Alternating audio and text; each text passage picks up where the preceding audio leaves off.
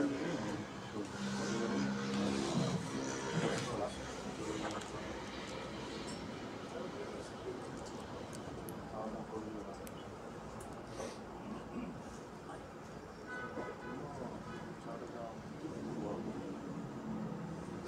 जी फरीदी,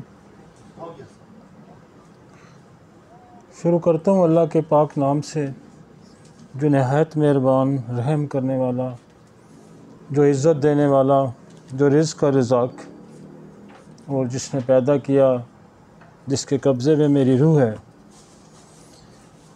दुनिया में किसी को सबसे खूबसूरत जो गिफ्ट होता है वो इंसान किसी को इल्म जो उसके पास होता है वो देता है, और उसके अंदर जो सबसे खूबसूरत हिस्सा है वो इसकी ज़िंदगी का एक्सपीरियंस होता है जो किसी को ट्रांसफ़र करता है।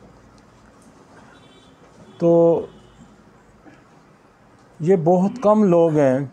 दुनिया की आज की जो शक्ल है वो इसी वजह से है कि दुनिया में बहुत सारे लोगों ने अपने एक्सपीरियंस बेचे नहीं हैं, बल्कि एक्सपीरियंस लोगों को मुफ्त ट्रांसफ़र किए हैं। और आज दुनिया की जो शक्ल है उसकी वजह यही है कि अगर वो एक्सपीरियंस ट्रांसफ़र ना करते तो मौजूदा शक्ल जो है तरक्की की, जो इंसान चाँद पे भी उतर जाता है और समंदर की गहराइयों में भी वो पहुंच जाता है, तो उसकी वजह यही है कि हमसे पहले लोगों ने अपने एक्सपीरियंस, अपने मुशाहिदात लोगों तक पहुंचाए।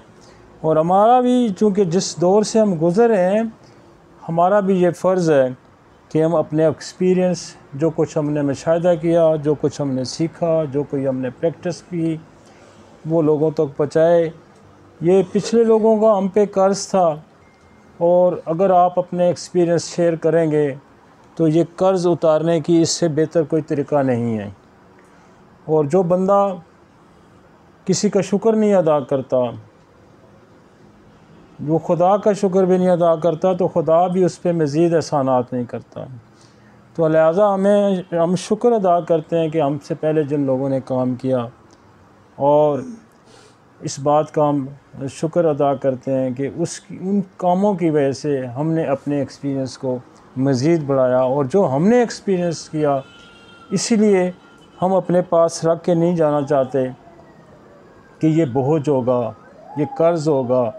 और दुनिया में देखें ना, जब इंसान मरता है तो उसका कर्ज़ अगर उतरा ना होता, उसको जवाबदेह होता है। तो ये सबसे बड़ा कर्ज़ है कि आपने किसी से एक लफ्ज़ भी सीखा, और वो जो सीखा वो आप पे कर्ज़ था उस बंदे का, और वो कर्ज़ आपने चुकाए बगैर दुनिया से चले गए, तो इसका हिसाब होगा पूरा। तो हमें कर्ज़ उतारने हैं, और अपनी आने वाले नस्लों के लिए अपने दौर को ऐसे नहीं खाली छोड़ के नहीं जाना, ताकि हमारी भी कंट्रीब्यूशन हो कि हमने भी कुछ काम किया है। हमने ज़िंदगी में बहुत काम किया, 40-50 लाख बंदा देखा, जिस तरह देखा, जो एक्सपीरियंस किया, जो मुशाहिदात किए, वो लोगों तक हम ट्रांसफ़र कर रहे हैं, ताकि हमारा कुछ न कुछ कर्ज़ का बोझ उतरे। मैं एक नई सीरीज़ हमने शुरू की थी, और ये जो नई सीरीज़ है ये बिल्कुल होम्योपैथिक पॉइंट ऑफ व्यू से बिल्कुल ही डिफरेंट थी। हालांकि हम ये इलाज करते थे, लेकिन हमें पता नहीं था कि जो हम इलाज कर रहे हैं वो यही है या कुछ और है।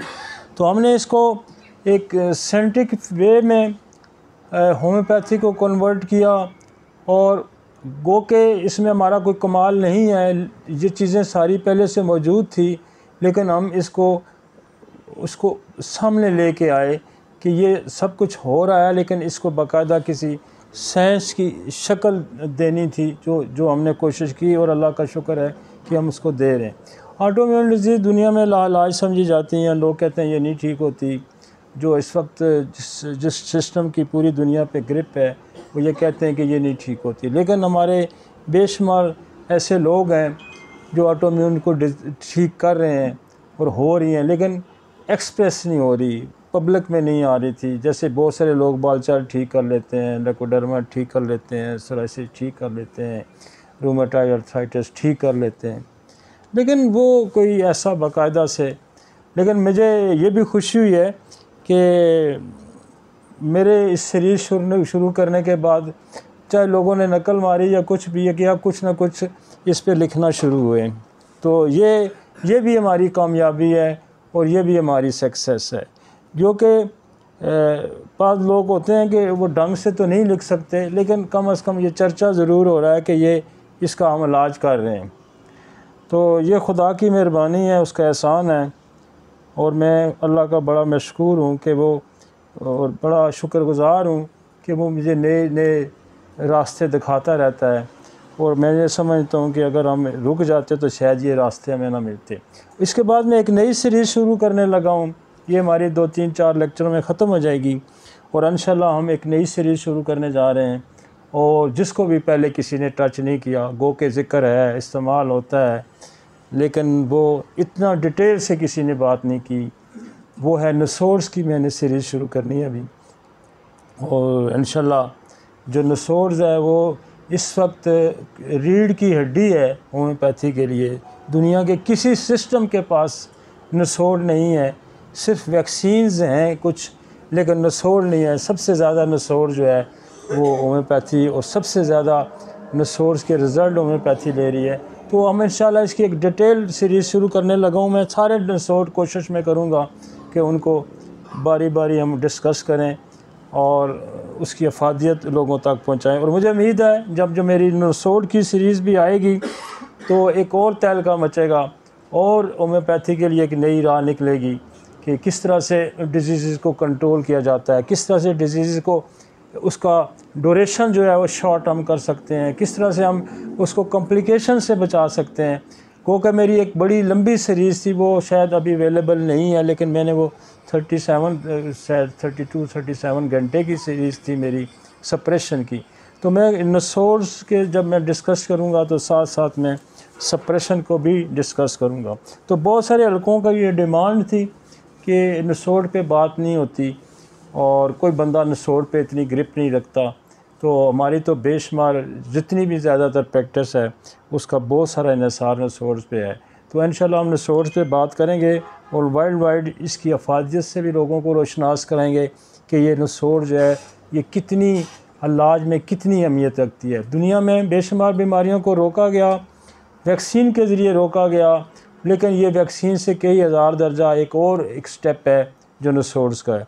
तो इंशाल्लाह जब हम नसोड़ पे बात करेंगे तो इसको बड़ा डिटेल डिस्कस करेंगे। हम सारे नसोड़ कोशिश में करूँगा, चाहे वो मुझे साल भी लग जाए, 6 महीने भी लग जाए, साल भी लग जाए, तो हम उसको उस सीरीज़ को शुरू करेंगे। जैसे इस सीरीज़ को भी शुरू किए हुए मैं तकरीबन साल से ज़्यादा हो गया है।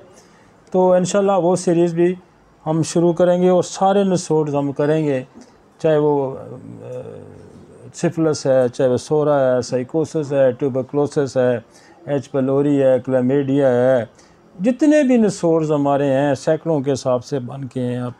तो हमने इस पे काम भी बहुत किया हुआ है। तो इंशाल्लाह आपको एक नई इंशाल्लाह उस एक नए इल्म से हम इब्तिदा करेंगे। वो कि उसकी प्रैक्टिस सारी जगह दुनिया में हो रही है, लेकिन बाकायदा से उसको एक्सप्रेस कोई नहीं कर रहा। तो मैं इंशाल्लाह उस पर भी बड़ी डिटेल बात करूँगा। आज जो मेरे पास लेक्चर है वो मेरी कंटिन्यूटी है ऑटोइम्यून डिजीज़ की, और ये भी बड़ी एक आम आज टॉपिक है मेरे पास, जिसको कहते हैं विटोलिगो, जिसको कहते हैं लेकोडर्मा, जिसको कहते हैं बर्स, जिसको कहते हैं वाइट पैचेस। तो इस पे मैं बात करूँगा, और इंशाल्लाह बड़ा अच्छी डिटेल से बात करेंगे। और लेक्चर्स ये भी लोग, इससे भी लोग बड़े मुतासर हैं, और बहुत ज़्यादा साइकोलॉजिकली भी बड़े लोग इससे अफेक्ट करते हैं। जिसको लेकोडर्मा या विटोलिगो होता है उसकी सोशल लाइफ बड़ी डिस्टर्ब होती है। तो हम इस पे भी बात आज बड़ी डिटेल करूँगा मैं। और इससे पहले मेरे पास फ्रोज़म है 202, हम उस पे बात करते हैं 9202।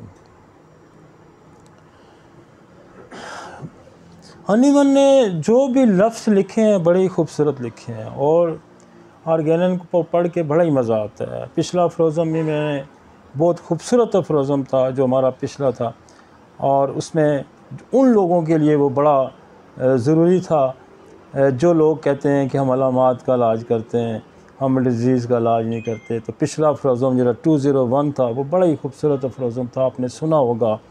तो आज का जो मेरे पास अफरोज़म है ये भी बड़ा खूबसूरत अफरोज़म है, ये भी कंटिन्यूटी है। वो बेसिकली स्किन पे जो लोकल डिजीज़ पे बात कर रहा था, उसी पे ये बात फिर आगे कर रहा है। और इस पर बहुत ज़्यादा समझाने की कोशिश की है उसने, जितने अफरोज़म हैं लोकल डिजीज़ पे, कि आप इसको में कंफ्यूज ना हो, आप इसको बिल्कुल इंटरनल बीमारी समझें लोकल डिजीज़ को। तो मुसलसल मुख्तलिफ एंगल से उसने आपको समझाया है। तो आज फिर वो इस पर बात करना चाह रहा है। कहता है कि अगर पुराने स्कूल के तबीब, जो पुराने थॉट्स के लोग हैं, ये सोच कर अद्वियात को बैरूनी इस्तेमाल से मर्ज़ का मुकम्मल तौर पर ख़ात्मा हो जाएगा, वो ये सोच कर इलाज करते थे या करते हैं भी, अभी भी वो पुरानी सोच मौजूद है कि हम लोकल एप्लीकेशन करेंगे, मरहम पट्टियाँ लगाएंगे तो हमारी बीमारी जो है उसका कुल ही ख़ात्मा हो जाएगा। फिर कुदरत इस नुकसान को, वो कहते हैं, वो ऐसा कहते हैं और करते हैं, लेकिन कुदरत क्या करती है? फिर कुदरत इस नुकसान को दूर करने के लिए अंदरूनी दबी हुई बीमारी और दूसरी अलामात जो माजी में बिल्कुल मख्फी थी, हमरा मकामी बीमारी के उबार देती है। वो कहता है जब लोकल डिजीज़, लोकल एप्लीकेशन से जब आप ख़त्म करते हैं तो इंटरनल बीमारी और ऊद कर आएगी, और जो एक्सटर्नल आपकी सिम्टम थी वो भी और मज़ीद उभर के आएंगी, बिगड़ जाएगी। कानून फितरत है कि जब आप किसी को दबाने की कोशिश करेंगे तो वो चीज़ किसी ने जब तक एलिमिनेट नहीं होगी, जब तक ख़त्म नहीं होगी, उसने वापस लौट के आना है। हमारा मकामी बीमारी, और ये कहा जा सकता है कि इस तरह से ये अंदरूनी बीमारी मज़ीद बढ़ा देती है, अंदरूनी बीमारी को भी मज़ीद बढ़ा देती है। और जब ऐसा होता है तो अक्सर इस तरह कहा जाता है और गलत कहा जाता है। वो कहते हैं जब ऐसा होता है तो इस तरह कहा जाता है कि हम मकामी बीमारी को ठीक करने की सलाहियत है, बिल्कुल गलत कहा जाता है। ये इनकरेक्ट है, ये दुरुस्त नहीं है। दुरुस्त क्या है? लेकिन हकीकतन बैरूनी अद्वियात मकामी बीमारी को जिस्म के अंदर या असाब की तरफ धकेल देती है। बात आपको समझ आई कि वो अंदर धकेल देती हैं बीमारी को। जब वो अंदर धकेल देंगी तो फिर मौत का, जो इंसान की जो मरने का या उसकी नुकसान का अंदेशा मज़ीद बढ़ जाता है। पिछले अफरोज़ों में उसने ये कहा था कि जब वाइटल फोर्स बीमारी को ठीक नहीं कर सकती तो वो कोशिश ये करती है कि बीमारी को सतह पे ऐसी जगह ले आए जिससे ज़िंदगी को ख़तरा ना हो। बीमारी तो रहे लेकिन ज़िंदगी का, मसलन दिल से उठा के, जिगर से उठा, लिवर से उठा के, हार्ट से उठा के, दिमाग से उठा के, इंटरनल ऑर्गन, किडनी से उठा के स्किन पे ले आती है, टांगों पे ले आती है, हाथ पाँव पे ले आती है। तो वो एक किस्म का इंसान को बचा के वो ठीक नहीं करती, लेकिन एक वे आउट निकालती है कि बाहर ले आए। उससे ये होता है कि इंटरनल ऑर्गन को कुछ वक्त मिल जाता है, तो लेकिन ठीक नहीं होता। ठीक तो दवा से होता है। तो उसमें उसने कहा कि जैसे ख़ारिश है, तो ख़ारिश जब तक ठीक नहीं होगी जब तक आप सोरा को ठीक नहीं करते। जैसे वो कहता है और मेल ऑर्गन पे या जेनिटल ऑर्गन्स पे कोई ज़ख़म है तो वो ज़ख़म उस वक्त तक से ही ठीक नहीं होता जब तक वो सिफिलिस ठीक नहीं होता। वार्ड्स हैं तो वार्ड्स उस वक्त तक ठीक नहीं होते जिस वक्त तक साइकोसिस ठीक नहीं होता। अब मुझे ये बताएं कि सिफिलिस क्या है, साइकोसिस क्या है, ये बीमारियां हैं या कोई और चीज़ है? तो ये गोरख धंधा, हर डिज़ीज़ अपनी अलामात पैदा करती है। इसीलिए अफरोज़म नंबर 3 ये कहता है कि अलामात के पीछे बीमारी है और बीमारी के पीछे कोई वजह है। लाएं जी टॉपिक लाएं, समझ आ गई आपको? हम असल में ये जो मैंने इसलिए शुरू ही किया, लोग जो है ना लोगों को गुमराह करते हैं। मैं जो ज़बान बोल रहा हूँ ये ज़बान मेरी अपनी नहीं है, ये हनीमन की ज़बान है। सिफिलिस का जिक्र मैंने नहीं किया, सिफिलिस का जिक्र हनीमन ने किया। और तमाम सिफिलिस क्या है और साइकोसिस क्या है, ये बैक्टीरिया है। इसका ओरिजिनल क्या है? बैक्टीरिया है। अलामात क्या है सिफिलिस की? ख़ारिश है, ज़ख़म है, बीमारी कौन सी है? सिफिलिस है। और सिफिलिस के पीछे काज क्या है? एक बैक्टीरिया है। वार्ड्स क्या हैं? साइकोसिस हैं। वार्ड्स क्या है? एक अलामत है, वार्ड्स आपके मुँह के आ गए। उसके पीछे बीमारी कौन सी है? साइकोसिस है। उसके पीछे काज कौन सा है? बैक्टीरिया है, गोनोकाई है। अब मैदे का अल्सर है, मरीज़ को दर्द हो रहा है, वोमिटिंग हो रही है, कुछ हो रहा है, काज क्या है? एच पेलोरी है। मैदे का अल्सर है, काज क्या है? एच पेलोरी है। तो इस तरह से पूरी अगर हम बीमारियों को समझेंगे और हम होम्योपैथी के इस तरह से मकाम को और बेहतर करेंगे और इंशाल्लाह बहुत बेहतर होगा। क्योंकि हनीमन खुद एक एलोपैथिक डॉक्टर था, वो सारी डिजीज़ की कॉजेज़, पैथोफिजियोलॉजी सारा कुछ वो जानता था। लिहाजा हमें भी वो जानना पड़ेगा, हमें भी वो जानना पड़ेगा, हमें भी वो समझना पड़ेगा। आज जो मेरे पास टॉपिक है वो है विटिलिगो बर्स, इसको लेकोडर्मा भी कहते हैं। पुरानी किताबों में स्किन पे वाइट स्पॉट का जिक्र है और वाइट स्पॉट जो हैं यही है। हम पहले ये समझना चाहते हैं कि एक नॉर्मल फंक्शन हमारा जो स्किन का, जैसे सोराइसिस में मैंने बयान किया, हमारा जो नॉर्मल फंक्शंस है वो पहले हम समझेंगे और उसके बाद हम देखेंगे जब इसमें ख़राबी आएगी तो फिर क्या होगा। लाइन जी ज़रा मुझे स्लाइड वो दिखा दें ज़रा, कि हम आपको वो नॉर्मल फंक्शन दिखाते हैं कि ये है मेलानसाइट। मेलानसाइट क्या है?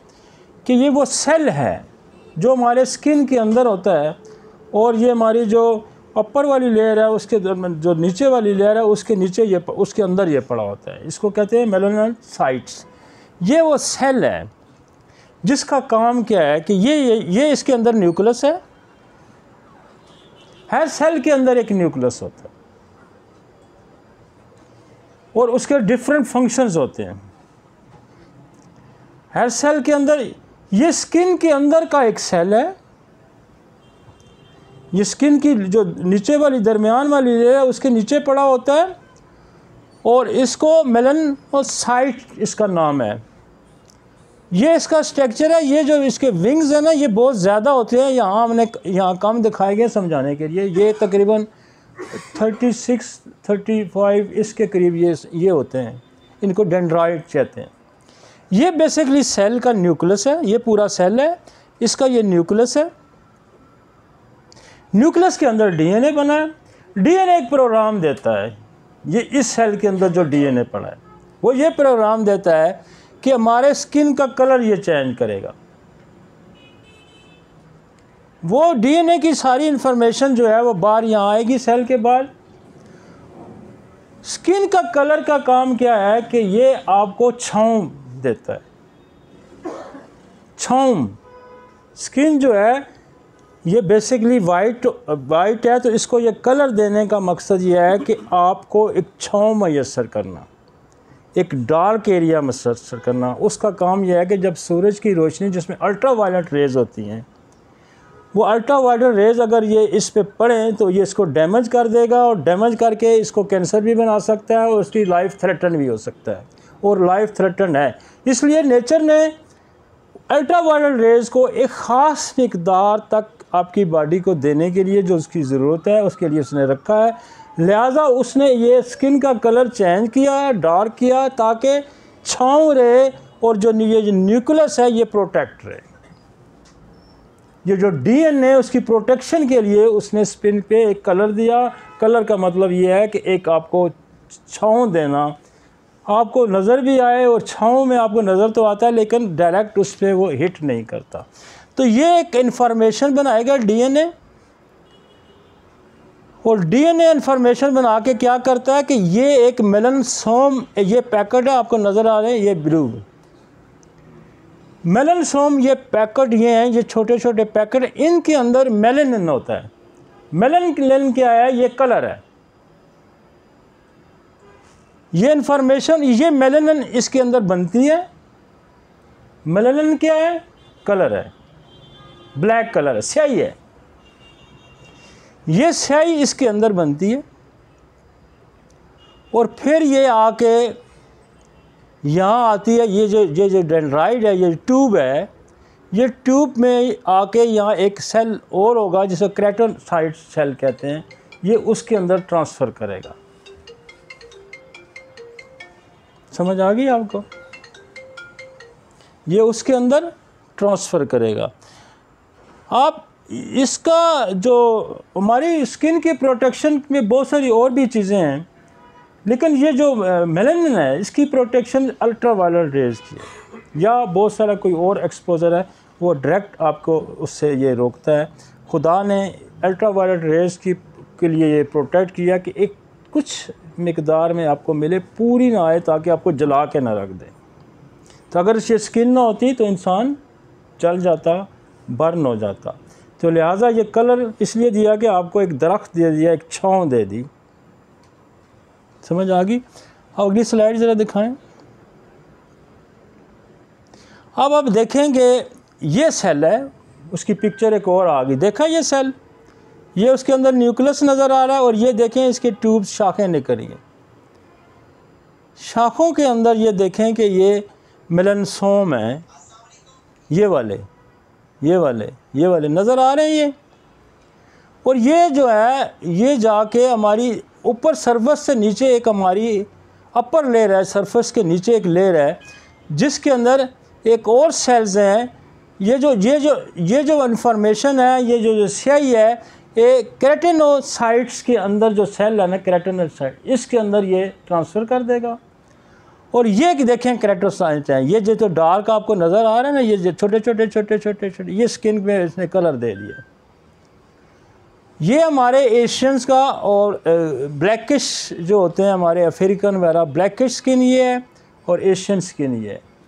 और यही काम इधर भी हो रहा है सेम, लेकिन ये गोरों की स्किन है, ये ज़रा लाइट है और ये डार्क है।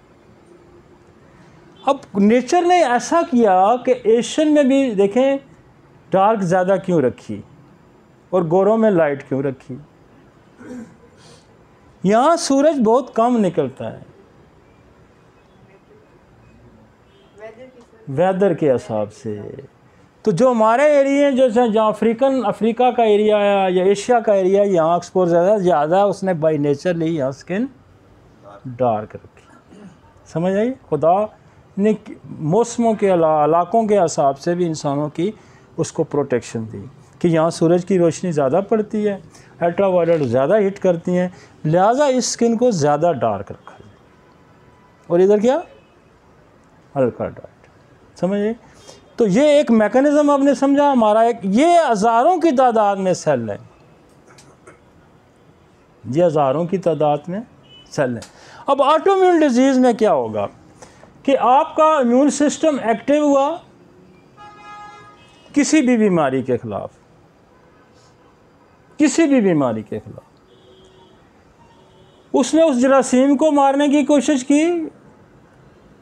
और उसमें क्या होता है, जो अटैक करता है वो हमारा टी सेल है, बी सेल है, मैक्रोफेजेस हैं, जो फाइट करने वाली एक पूरी फ़ौज है जो उसके ख़िलाफ़ लड़ती है। और वो मिस्टेकनली भी क्या करता है कि मेलानोसाइट पे अटैक कर देता है। जब मेलानोसाइट पे अटैक करेगा तो ये सेल डिस्ट्रॉय हो जाएगा, तो फिर ये स्याही बनने का अमल रुक जाएगा।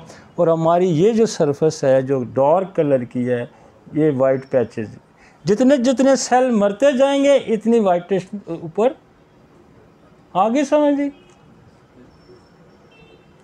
अब हमने तो ये मैकेनिज़्म हमने ये समझ लिया, और हमने ये भी समझ लिया कि what is the autoimmune disease.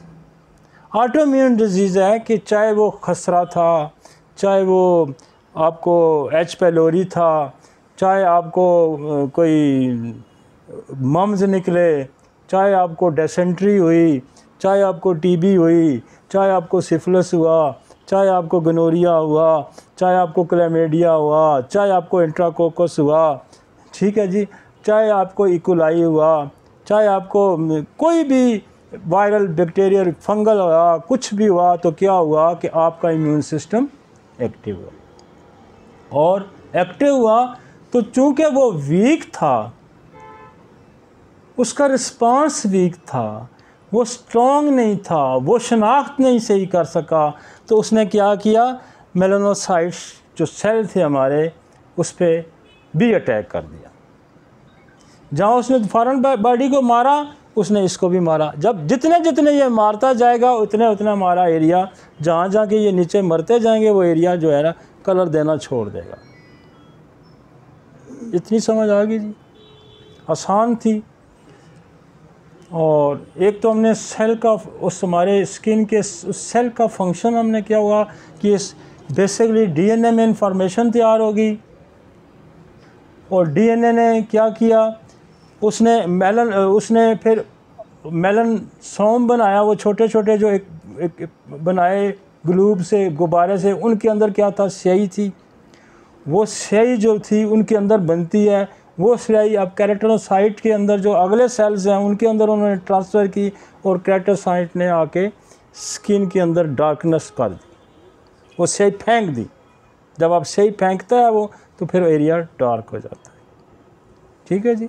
और ये प्रोडक्शन का सेल का, ये सेल मरते हैं और बनते हैं और बनते हैं, ये प्रोसेस हो रहा है।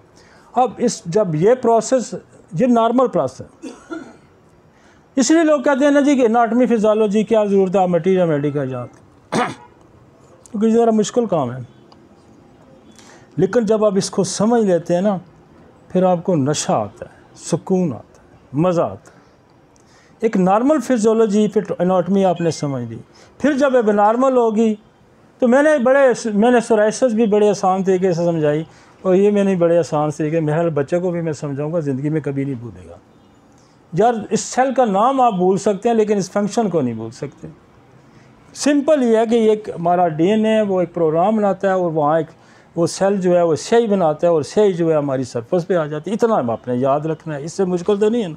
अब ये स्याही बनने का अमल से स्याही इस्तेमाल होने का अमल डिस्टर्ब होगा, तो क्या होगा, लेकोडर्मा हो जाएगा। ठीक हो गया जी। इसको और तरीके से आगे अगली स्लाइड दिखाइए। हाँ ये देखें, हग शुरू में आ जाए जरा, स्टार्ट पे। अब मैं जितनी बातें करता जाऊंगा आपको समझ आती जाएगी। समझ आ गई है जी।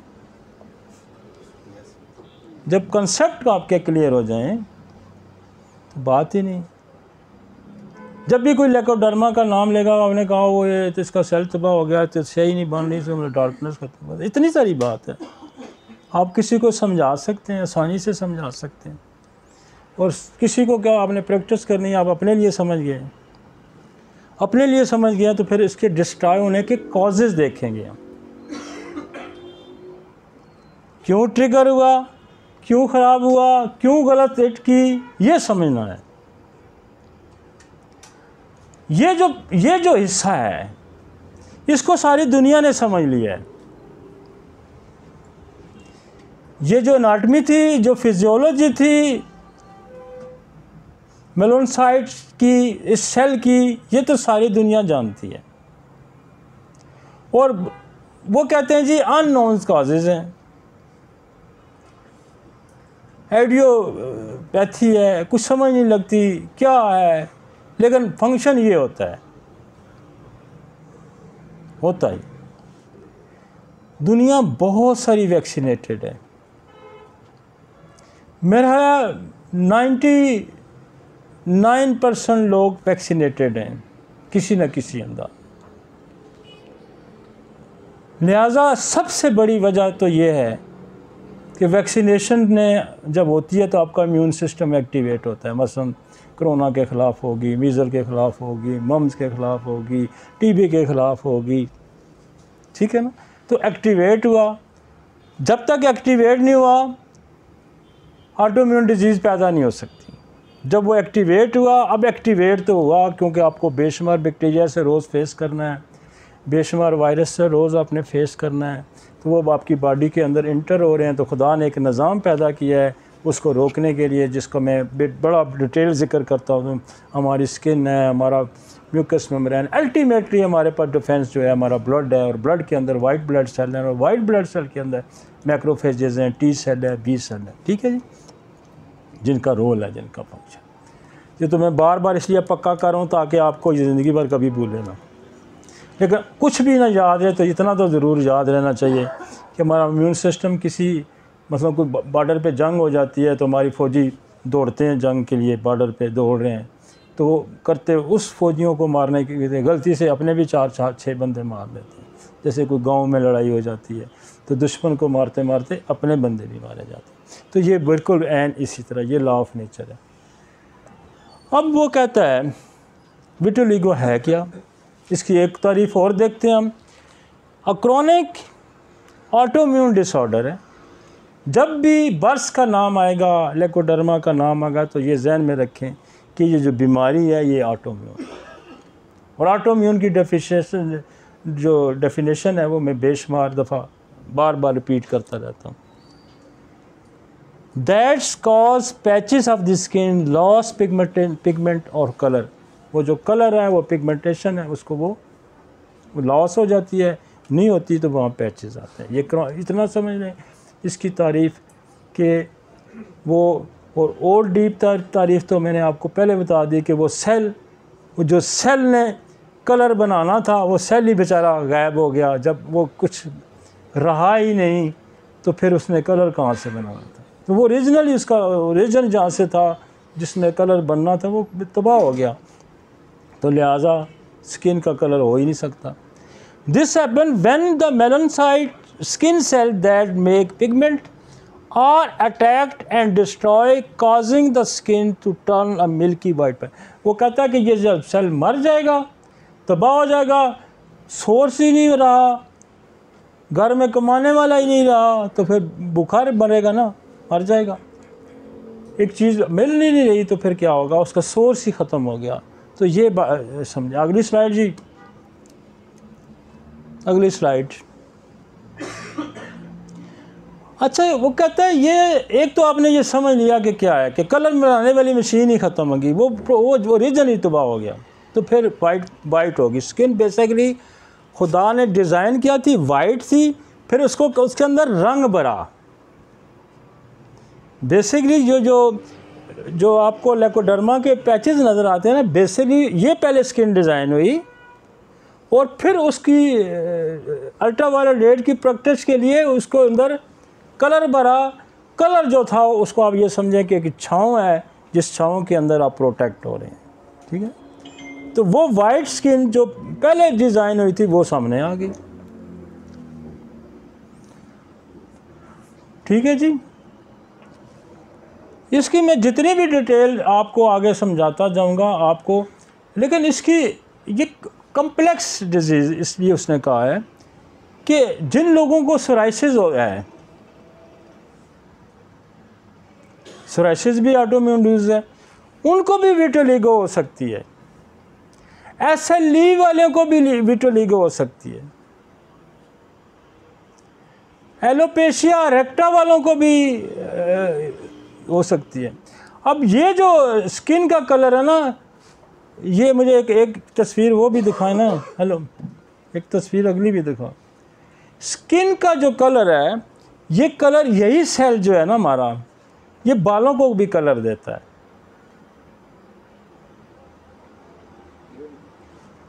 इससे अगली ये थोड़ी सी बड़ी हो सकती है।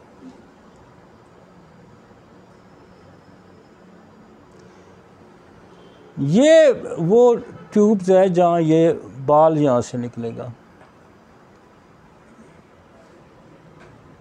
तो ये कलर भी यही सेल का रोल है कि ये बाल की जो नीचे जड़ है उसको भी यही कलर देता है। यहाँ भी ये सेल मौजूद है, मेलानोसाइट्स और केराटिनोसाइट्स ये यहाँ मौजूद है। और ये हेयर को ये देखो ना, ये है वो बल्ब्स हैं। यहाँ भी उसने सेपरेट करके भी दिखाया है, और ये फिर यहाँ से ये कलर दे रहे हैं। तो एक तो स्किन को भी इसने कलर देना है और फिर बालों को भी इसी ने कलर देना है।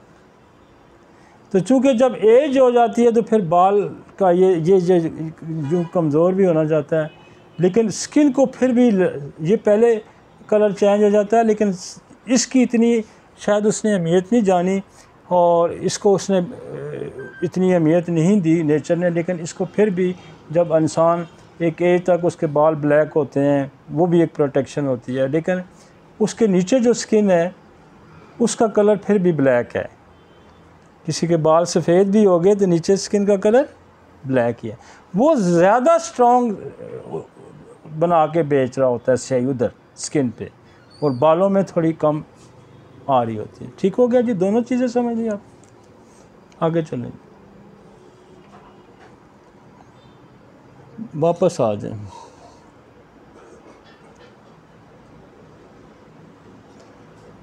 अब वो कहते हैं कि इसकी कॉजेज़ की कम्प्लेक्स डिजीज़ है, पैथोजेनेसिस क्या है, result in the increase the different factors हैं इसके इन्वॉल्व हैं।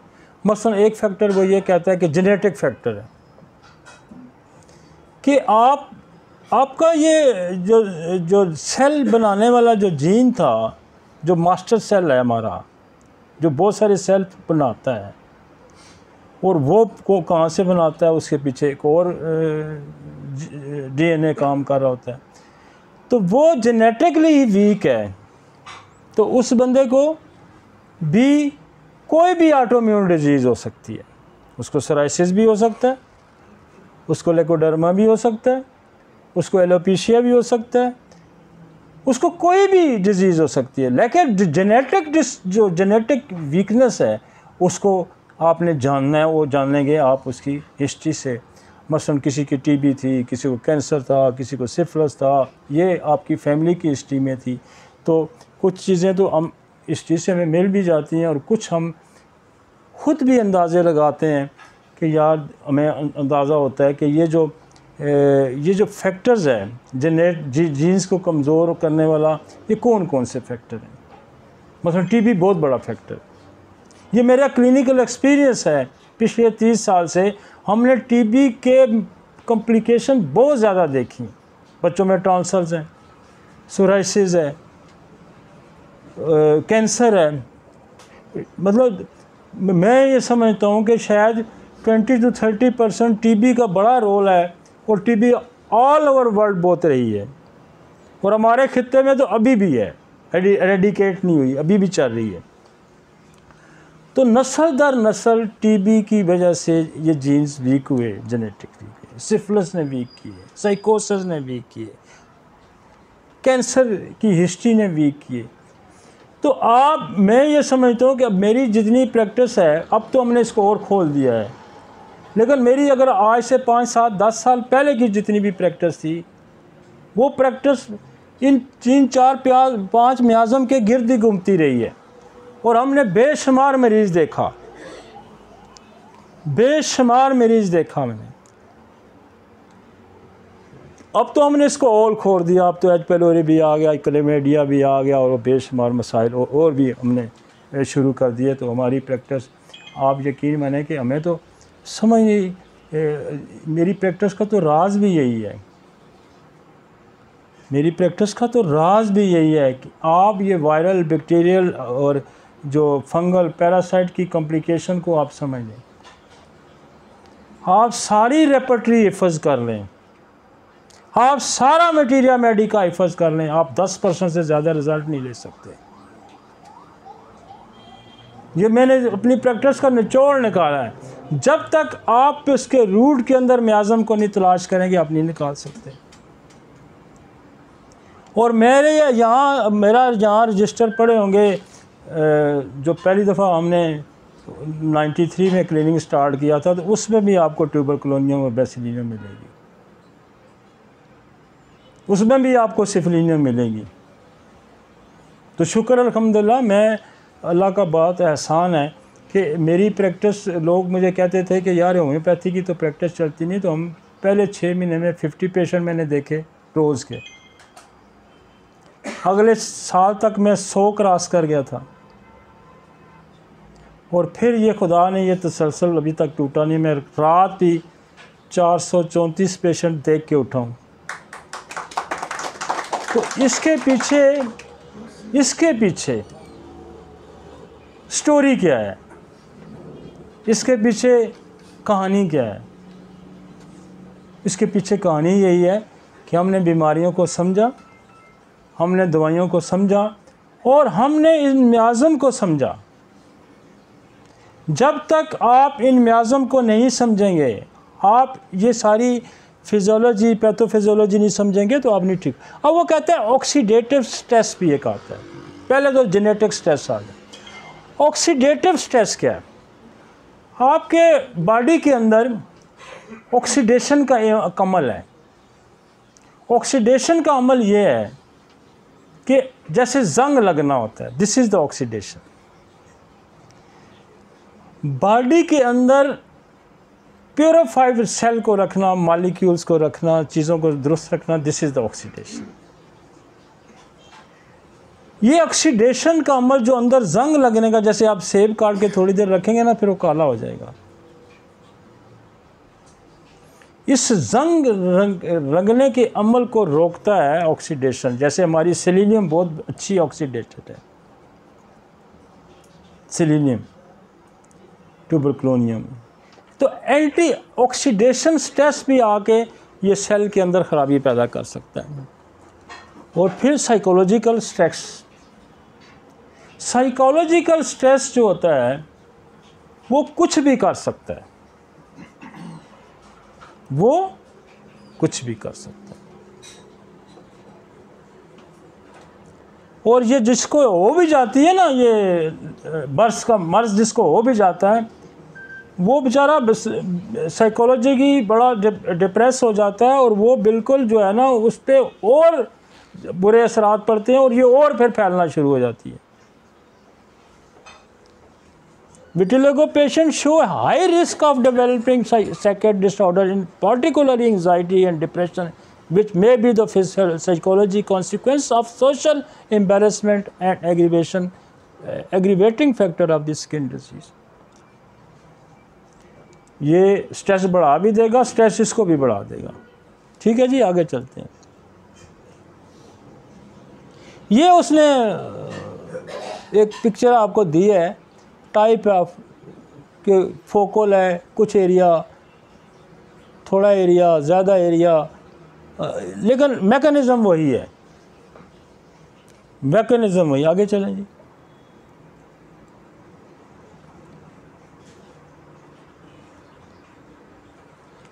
Varies from darkest brown to the lightest pinkish white, highest variation than other single mammalian species, result of the nature selection.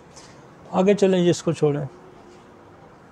एक minute वापस ले जाएं, एक मिनट वापस। Evaluate the primary regulate the amount of ultraviolet radiation penetrating the skin, controlling its biochemical factors. उसने फिर ये बात कही जो मैं पहले भी कहा जाता कि इसका मकसद ये है कि आपकी अल्ट्रावायलेट रेज़ को रोकना है, अल्ट्रावायलेट रेज़ से इसको बचाना है। और मेरे कई दोस्त जाते हैं, K2 पे भी जाते हैं। मैं खुद भी बड़ा पुराना हाइकर हूँ, बहुत ज़्यादा हाइकिंग करता हूँ। तो जब ये K2 के या उधर जाते हैं तो इनकी स्किन आते हैं तो ब्लैक हुई होती है, उड़ जाती है। तो वो क्या होता है, अल्ट्रावायलेट रेज़ चूँकि वहाँ ज़्यादा पड़ रही होती हैं तो इसको वो ब्रेक कर देती हैं। और ये अल्ट्रावायलेट रेज़ अगर आपको ज़्यादा कम मिले तभी ज़िंदगी को ख़तरा है, तो ना मिले तभी ज़िंदगी को ख़तरा है, तो ज़्यादा मिले तो तभी ख़तरा है। तो खुदा ने इसको इत्तदाल करने के लिए आपकी स्किन का रंग दिया, आपकी स्किन को, आपकी जिस्म को छाँव मैसर की। उस छाँव की वजह से आपकी अल्ट्रावायलेट रेज़ की प्रोटेक्शन है। आगे चलते हैं जी। मेलानिन क्या है? मेलानिन बेसिकली एक सब्सटेंस है जो कलर है, बेसिकली ये स्याही है। कहाँ प्रोड्यूस होती है? मेलानोसाइट और मेलानोसोम। मेलानोसाइट सेल है और उससे मेलानोसोम। ये बार बार आपको समझाने की कोशिश कर रहा है कि आप कहीं भूल ना जाएं। आगे चलते हैं जी, आगे चलें जी, आगे चलें। मैंने कॉजेटिव फैक्टर आपको लिखवाए थे, वो दिखवा दें। आगे चलते हैं। Causative factor, scientist believe that the vitiligo is it autoimmune disease. इसको फिर दोबारा समझते हैं। साइंटिस्ट ये कहते हैं कि जो विटिलिगो है ये ऑटोइम्यून डिजीज़ है। which the body immune system attack और destroy the melanocyte। वो melanocyte क्या है? वो सेल है जो ये कलर बनाता है, जो मेलानिन बनाता है, वो तबाह हो जाता है। In addition researchers continue to study how family history and genes may play the role causing vitiligo. दुनिया इस पर लगी हुई है कि ये क्या वजूहत हैं, दुनिया भी लगी हुई है और हम भी लगे हुए हैं। ठीक है जी। Sometime an event such a sunburn, emotional stress और exposure to chemical can trigger vitiligo.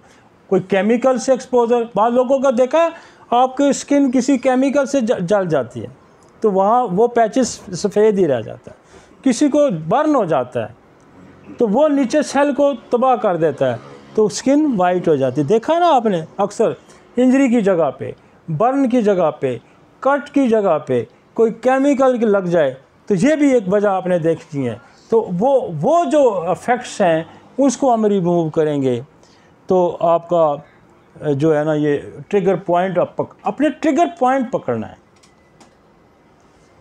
Trigger point पकड़ना है। आगे चलते हैं। The most important cause according to my finding and status of chronic, ये मेरा एक और एक्सपीरियंस है और एक इंडियन डॉक्टर का भी एक्सपीरियंस है कि ये जो क्रॉनिक आपको एमिमिक डिसेंट्री होती है ये भी इसका एक सबब है और उसके लिए आप बेसिलिनियम का इस्तेमाल कर सकते हैं, उसके लिए आप डिसेंट्री को का इस्तेमाल। मेरे पास एक बच्ची आई, उसकी उम्र कोई 13-14 साल थी। ये मैं आपको 20-25 साल पुरानी कहानी सुनाता हूँ और मैं उस वक्त इतना विटिलिगो से या लेकोडर्मा से वाकिफ़ भी नहीं था, लेकिन मैं पॉजिटिव फैक्टर उस वक्त से भी एड्रेस कर रहा हूँ। तो मैंने जब उसकी हिस्ट्री ली तो वो बचपन से बार बार नमूनिया और मुख्तलिफ बीमारियों का शिकार होती थी तो उसने बेतहाशा अद्वियात खाई हुई थी एलोपैथिक। वो उसकी फुल बॉडी लेकोडर्मा से भरी हुई थी, फुल बॉडी। 6 महीने मैंने उसका इलाज किया और मैं उस वक्त चूँकि मेरी अवाइल प्रैक्टिस थी, शुरू के मैं ज़माने की बात करूँ, पहले ये दूसरे साल की बात करूँ, तो मैं उसको सिर्फ नक्स वमीका 30 में देता रहा। आफ्टर द 6 मंथ पूरी बॉडी साफ़ थी, पूरी बॉडी साफ़ थी। लिहाजा ट्रिगरिंग पॉइंट क्या है? कोई ड्रग्स भी हो सकती है और ड्रग्स का तो मैंने एक ट्रिगरिंग पॉइंट आपको कहा कि वैक्सीन हो सकती है और वैक्सीन का एंटीडोट आपके पास थूजा है, आपके पास वैक्सीनिनम है, आपके पास MMR है, आपके पास स्लेशिया है, आपके पास एपस है, आपके पास लीडम है, आपके पास वायरलिन, आपके पास बेशुमार ऐसी दवाइयाँ हैं और जो एंटी वैक्सीनेशन है।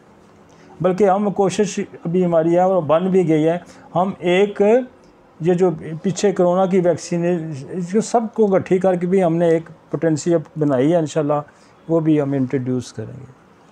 तो वैक्सीनेशन ना समझ लग रही तो जो वैक्सीनेशन उसको लगी है उसी को पोटेंटाइज करके दे दें। वैक्सीनेशन का बड़ा रोल है और बेहतरीन डॉक्टर मैं अक्सर कहता हूँ जिसको हालात हाजरा की नफ्स पे हाथ हो कि अब मेरी सोसाइटी के साथ क्या हो रहा है, अब मेरी सोसाइटी के, आज से 200-300 साल पहले तो वैक्सीनेशन नहीं थी इतनी ना, लिहाजा उस वक्त बीमारियों। अब एक ट्रिगरिंग पॉइंट वैक्सीनेशन भी है, एक ट्रिगरिंग पॉइंट मेडिसिन भी है। हर बच्चा पैदा होने माँ की पेट से ही दवाई खाना शुरू कर देता है, ये फोलिकल, ये फोलिक एसिड खा लो, ये फलाना खा लो, ये मल्टीविटामिन खा लो, ये कोई ना कोई दवाइयों पे लगा हुआ है पेट में बच्चा। तो पैदाशी जो है ना दवाइयाँ खा के आया, फिर वैक्सीन लेके आया, ये दो तो पैदाशी अपने साथ ही लेके आया। गौर करें ना, हर दौर की बीमारियों पे हमें गौर करना है। मेरे दौर की बीमारियां की बड़ी वजूहत ये भी है और हमने इन चीज़ों को जब हम एंटीडोट करें, ना सिर्फ लेकोडर्मा को ठीक करेंगे, हम बेशुमार और बीमारियों को ठीक। मेरे टेबल पे ना कुछ 40-50 पुड़ियाँ बनी पड़ी होती हैं नक्स वमीका की, तो अक्सर मुझे लोग कहते हैं, वो हम देते रहते हैं, अक्सर मुझे लोग कहते हैं वो पहली पूड़ी जो खाई थी ना उससे बड़ा सुकून मिला था। वो बीमारियां उसके अंदर से, उस बेचारे के दवाइयों को असर कुछ कम हुआ तो वो बेचारा दुनिया पे आया। समझ आई? सप्रेस स्किन डिजीज़, कोई भी स्किन की डिजीज़ सप्रेस होगी तो क्या होगा, ये मेलेनोसाइट को वो तबाह कर सकती है। जब आप उस पर, ये पिछला फ्रोजन भी यही है, जब आप इस पर लोकल, ये स्किन है ना ऊपरी लेयर, यहाँ आप अप्लाई करते रहें तो ये तो नीचे पड़ी हुई है, ये सेल नीचे पड़ा हुआ, तो ये क्या, ये डिस्टर्ब नहीं हो सकता। एनी स्किन डिजीज़ जब आप उसको लोकल एप्लीकेशन से सप्रेस करेंगे तो ये मेलेनोसाइट तबाह हो जाएगा, तो फिर भी लेकोडर्मा हो सकता है। वैक्सीनेशन है। ट्यूबरक्लोसिस का बड़ा रोल है जी, ट्यूबरक्लोसिस का बड़ा रोल है लेकोडर्मा के अंदर, सोराइसिस के अंदर, एलोपेशिया के अंदर, उसको ज़रूर कंसीडर करें। डायबिटीज़ टाइप 1 तो 100% कर सकती है विटिलिगो, ये मैं आपको बता दूँ। सोराइसिस कर सकती है, कोई ना कोई कॉम्प्लिकेशन पैदा कर सकती है क्योंकि वो भी ऑटोइम्यून है। और टाइप 2 भी बहुत सारी जो उसको भी अब कहते हैं कि ये भी ऑटोइम्यून की तरफ ही है, ऑटोइम्यून ही समझें इसको। आगे चलते हैं। और फैमिली हिस्ट्री किसी के अंदर लेकोडर्मा की कहते हैं, वो तो जीन ही, जो मेलेनोसाइट के सेल के अंदर जो डीएनए पड़ा उसका जीन ही वो वीक लेके पैदा हुआ या एब्सेंट लेके पैदा हो तो लेकोडर्मा होगा ही होगा। मियाज़म सच है, सोरा, सिफिलिस, साइकोसिस, मैंने बेशुमार मरीज़ जो है हेपेटाइटिस का इलाज हमने जब किया है, हेपेटाइटिस बी सी का, तो उनका भी लेकोडर्मा ठीक हो गया, उनका भी लेकोडर्मा ठीक हो गया। हार्मोनल इम्बैलेंस ये भी ट्रिगर कर सकता है, और जो अब एंट्राकॉन्सेप्टिव मेडिसिन लोग खाते हैं वो भी ट्रिगर कर सकती है। एज पर मेरा एक बहुत केस अभी ठीक हुआ और मैं आपको बड़ा मज़े से ठीक हुआ, इतना मज़े का ठीक हुआ, और मेरा बिलीव बड़ा और स्ट्रांग हो गया कि उनको बड़ा हाई ऑफिशियल थे वो, भाई बहुत ही हाई ऑफिशियल, और उनको लेकोडर्मा था पूरे फेस पे, और उनको एच पेलोरी भी पॉजिटिव था।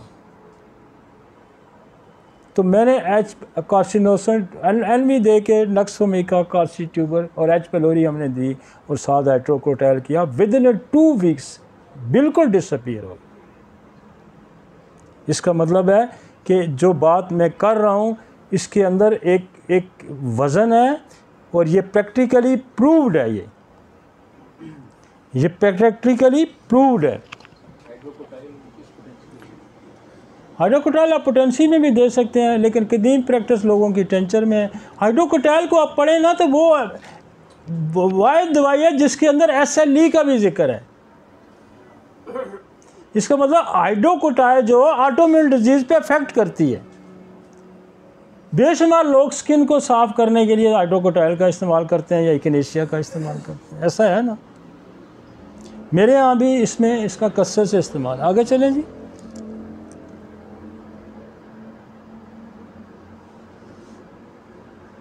ये तो वही चीज़ है हम पहले समझा चुके हैं। आगे चलें जी, आगे चलें। ये सारी पैथोफिजियोलॉजी समझा। आगे चले जाएं मेडिसिन पे आ जाएं। सिम्टम तो आपने देख लिए हैं, मैंने इसकी पूरी पैथोफिजियोलॉजी आपको समझा दी है। सिम्टम के ये पिंक वाइट पैचेस होते हैं इसके, और develop at the any as, ये किसी एज में भी हो सकता है और किसी एज में भी हो सकता है। और आगे चलें। अच्छा, इसमें एक और भी लिस्ट आई है।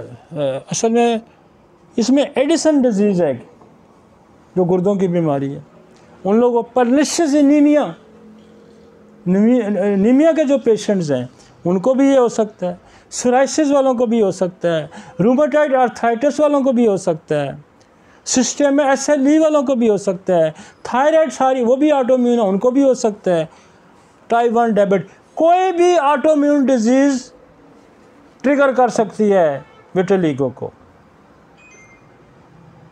आगे जी। और ये किसी जगह भी आ सकते हैं, किसी जगह भी पैदा हो सकते हैं, और ये बाल भी उस एरिया के बिल्कुल वाइट कर देता है जहाँ, बल्कि अगर सर में होता है तो सर के बाल बिल्कुल वाइट कर देगा, उसे बिल्कुल दूधिया वाइट कर देगा। और ये आपकी बाज़ दफ़ा मैंने देखा कि माउथ के अंदर भी होता है।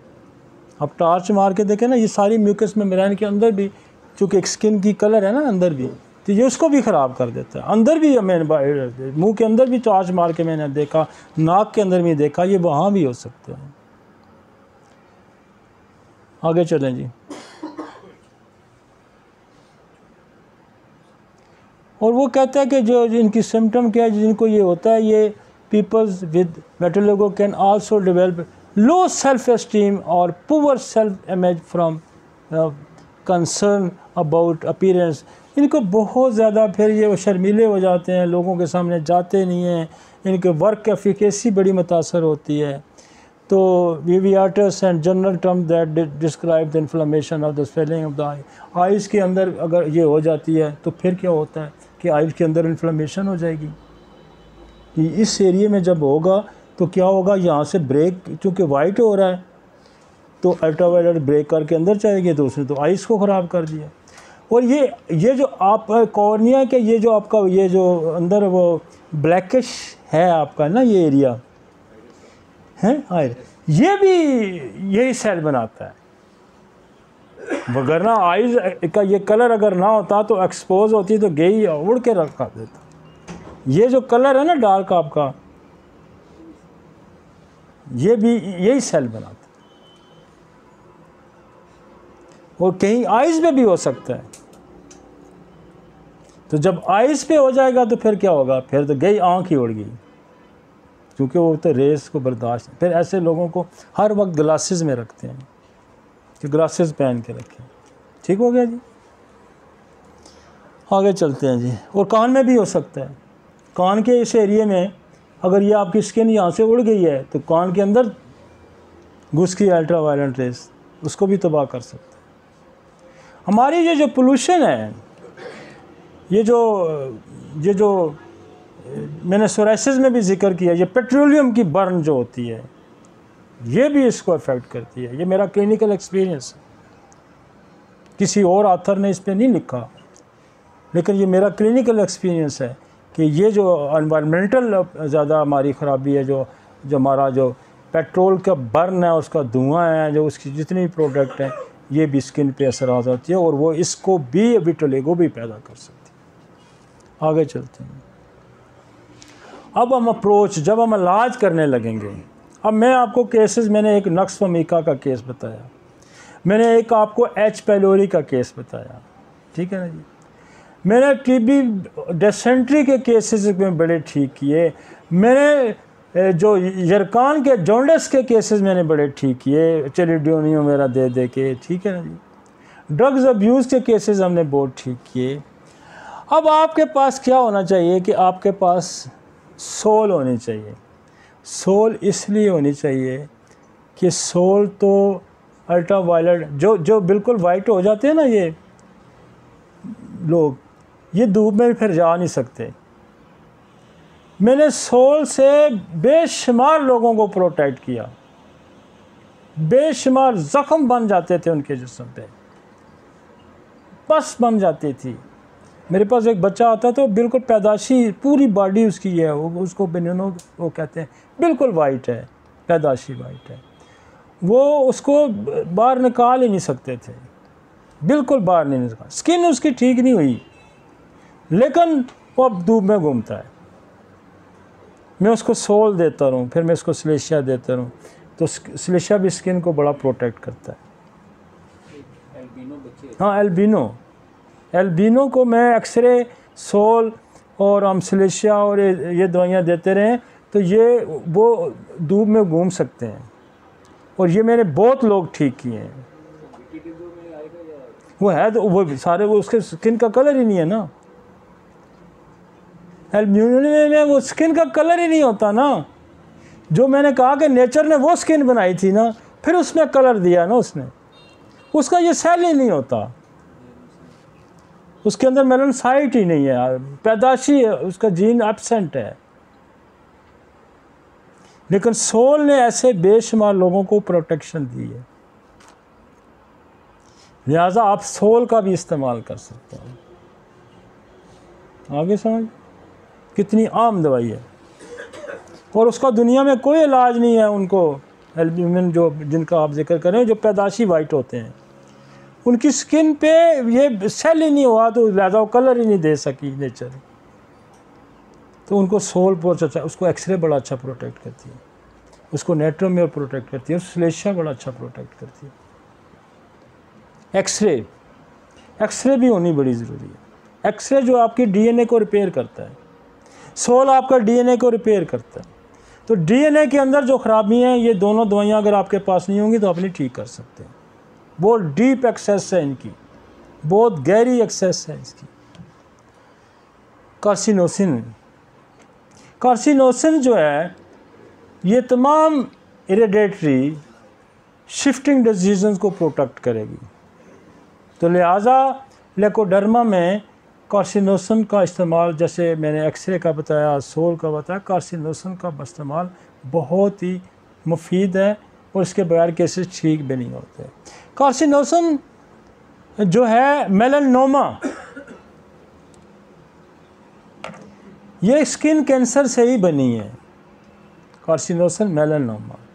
तो कार्सिनोसिन मेलानोमा का जो इस्तेमाल है वो इसमें भी बड़ा आम रोल प्ले करता है। ये बेसिकली स्किन का ही कैंसर है। और ये जो क्रॉनिक डिजीज़ होती है ना, कैंसरियन भी यही होता है ना कि जीन पे म्यूटेशन आ, ये भी जीन पे कोई म्यूटेशन आ गई है, जीन के अंदर तब्दीली आ गई है, सेल डिस्ट्रॉय हो रहा है, तो डीप मेडिसिन का इस्तेमाल हमें करना पड़ेगा। कार्सिनोसिन स्ट्रोमा है। कार्सिनोस्ट्रोमा क्या होता है कि वो फंगल जो डिपॉजिट हो के, ये बेसिकली फंगल का कैंसर है, जिसको कैनाडीडा कहते हैं या यीस्ट है। ये फंगल जब ज़्यादा ख़राब हो जाएगा तो कैंसर की शक्ल रखता है। ये उससे बनी है कार्सिनोमा स्टोमा। एंथ्रेक्सिनम बेसिकली तिल्ली की दवाई है, तिल्ली के कैंसर से ये बनी है, लेकिन इसका स्किन पे बहुत ज़्यादा रोल।